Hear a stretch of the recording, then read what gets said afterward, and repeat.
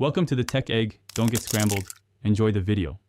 In this video, I will explain how to replace your Honda Accord key fob battery. It's a simple task that you can easily do yourself. First, gather your tools. You'll need a small flathead screwdriver and a fresh CR2032 coin cell battery. Make sure you have a clean, well-lit area to work in.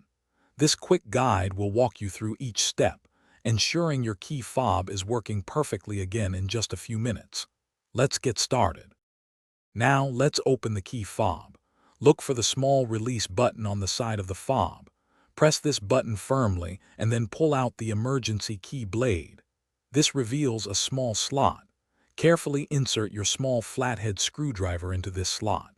Gently twist the screwdriver to pry apart the two halves of the key fob. Be careful not to use too much force to avoid damaging the plastic casing. The two halves should separate with a soft click. With the key fob open, you'll see the old battery. Before removing it, take a moment to note its orientation, specifically which side is facing up. This is usually the positive side, marked with a plus sign. Use your screwdriver to gently pry out the old CR2032 battery. Now, take your new CR2032 battery and insert it into the slot, ensuring the positive side is facing up, just like the old one. It should fit snugly into place. Finally, it's time to reassemble your key fob.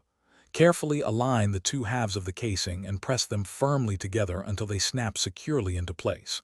Make sure there are no gaps. Then, slide the emergency key blade back into its slot until you hear a click, indicating it's fully secured.